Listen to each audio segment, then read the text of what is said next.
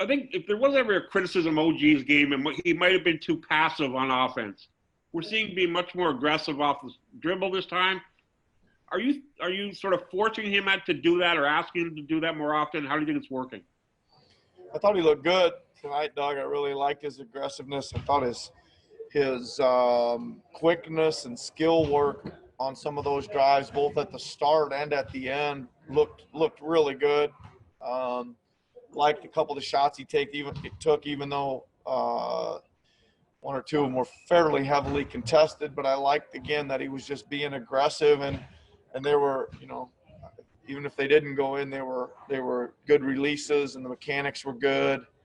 And he ran a couple of plays for him out of timeouts that helped him too. I was really happy with the way he played tonight. We've often talked about his balance as being an issue and something he needed to work on. How do you work on that with a young player? Oh, just lots of reps. Doug, it's a footwork thing first of all, and some of that is at a really slow pace, and then the key to it is to be able to do it on the move. You work on a stop start, you work on coming really, going as fast as you can, getting to a stop and turning directions. It's just repetition of, and it's kind of fine tooth stuff. It takes a little walking through, stopping, talking, reteaching, and then lots of reps, right? And then you got to be able to do it at speed. So it's a process a little bit. Thanks, Nick. Appreciate it. Yep. We go next to Michael Grange from Sportsnet. Nick, just sticking with OG a little bit, how important is it for the schemes you guys want to play, the way you want to play, to have him be able to attack closeouts on the weak side? And obviously he's not going to initiate that much offense, but if it's coming to him, you saw him get to the paint and pitch it out, and it looks dangerous. Well, I mean, we like everybody be able to do a little bit of everything, as you know. I think, when you're looking at trying to defend our team, he's going to be a guy that may have a matchup we could go to sometimes. He's going to probably be the guy that has the ball a little bit off double teams because they'll be rotating, etc. We just want to make him really dangerous. He's a pretty good catch and shoot guy. We'd make him a guy that can really make teams pay for having to, send help to some of our other guys. And eventually, I just like him to be, a bigger part of the offense, and just a tough matchup to guard, with his shooting, his size, his driving, his posting, just more actions and more things he can do. We don't use him in the screen and roll much, but we'd like to eventually as well. Michael, what I'm talking about, just a lot of things. And I think he's showing some progress here on becoming a much better offensive option for us. Thanks, Nick. And just on Matt Thomas, he got a lot of early minutes, I guess, against Houston. Another big dose of minutes tonight. He's obviously shooting the ball great, but looks like he looks a lot more comfortable in other parts of his game, handling the ball a little bit, and defensively, he's certainly sticking his nose in. Yeah, I agree with you, Michael. I think it was really noticeable when we came back from the break that he was not just shooting shots. He was becoming more of a playmaker. Even more than you've seen in these last two games. He was really almost becoming a scorer in some of our scrimmages, like really hard to handle. It just improving, a guy working at his skill work, getting confident. He's really, he's developed some more range, so that's even stretches the defense more, so he might, gives him more space to operate with. If they do press up hard on him, he can go around them. And he's just talented. He really knows how to play, and he's figuring it out. Appreciate it, Nick. Thanks. Yeah. Next, we got Mike Ganter from the Toronto Sun. Hey, Nick, wanted to ask you about just the way this game went tonight. I mean, it's pretty physical for a scrimmage, and even a little bit feisty. How welcome is that at this point, or at this stage in your progress? I don't know how physical it was. There was a lot of talking, Mike. I know that much.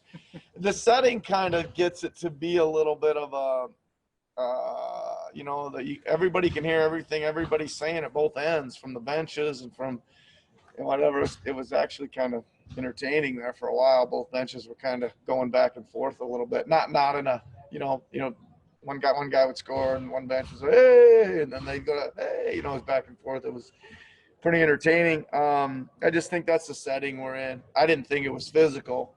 I think it was a little handsy and touchy, to be honest with you. But I don't know. Did I answer your question yet? Yeah. Thanks, Nick. Yeah. I got lost there a little bit. Sorry about that. Going to go next to Eric Kareen from The Athletic. Hey, Nick, I'm just curious. I mean, you didn't get to see Serge and Mark together a ton, but you started them, obviously, and the first 7 shots are 3-pointers. Does that make you happy? Is that not what you want to see? Is it irrelevant? Well, I think most of them were okay, Eric. I don't think you know, we want to get some stuff in the paint, you know, as long as there's a reason to be shooting those. Yeah. And it comes after looking at some penetration, either via the dribble or the pass first. It's okay. I thought they were really good looks. It's one of those things where, you know, more of them go in, it looks awesome. It didn't really go in, so it was a little bit of a slow start. I didn't think they looked very comfortable, though, to be honest with you. But that's okay. We'll try it again on whenever we play next and try to get them more comfortable. What did you think the issues were, offensive or defensive more so? I just think it was a little bit of rhythm and chemistry and just timing. I don't know. It just didn't look quite, you know, even just on play calls and stuff. It just, you know, they're moving pieces, and there's guys in different spots than maybe they are 85% of the time. It just looked a little uncomfortable to me and some stuff, but nothing too concerning. They'll figure it out. And anything else on Fred? We assume. You know, he hit knock knees, and I don't think it was, you know, too bad, but just a scrimmage here. There's no sense in trying to play him through that in this deal. Just to follow up on that real quick, when Fred immediately kind of put his hand up and had to come out of the game, was there any momentary sense of panic, given he's not a guy that typically ever wants to come out of a game? I mean, there's always a little immediate concern whenever anybody goes down, Tim, you know, and, you know, it's such a funny feeling deal. You know, you don't want to lose anybody in a scrimmage, right? But he has his moments where he's come in and out. I mean, the opening game of the year this year, I think he scored 36 points, and he blew an ankle and at the end of the third quarter, and he could barely go. He ended up coming back in and hit a couple threes late in the game against New Orleans. So he can play through a lot of pain. There's no doubt about it, but there's no sense in going through that now. Thank you, sir. You're welcome. And we'll finish with my favorite Floridian, Tim Reynolds from AP. Hey, another live question. I love it. The live guys have to go last, Rovan. The abuse I must take, too. The live guys have to go last. To go back, I think it was Mike a few questions ago that asked you. Yeah, I got a little talky in here tonight. But is that going to be part of this? Are guys going to have to manufacture their own energy, or do you think it'll taper once the games count?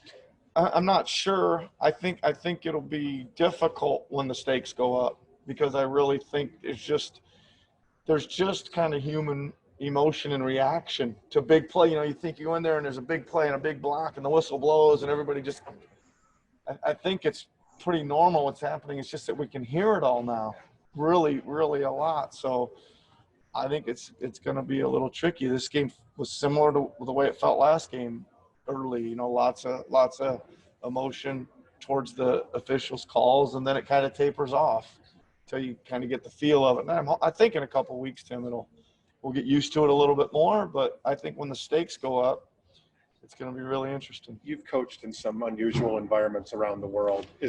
When you're in a semi-empty gym, is it common to? I mean, yes, we hear more without 20,000 people and a band and a DJ and whatever the heck else we have at games. In some of your various stops along the way, was this sort of thing? Not really, Tim. I think that the international, there's not quite as much going back and forth between the players and the refs, most international things. So it feels similar to a lot of places I've coached in similar sized crowds I've coached in though.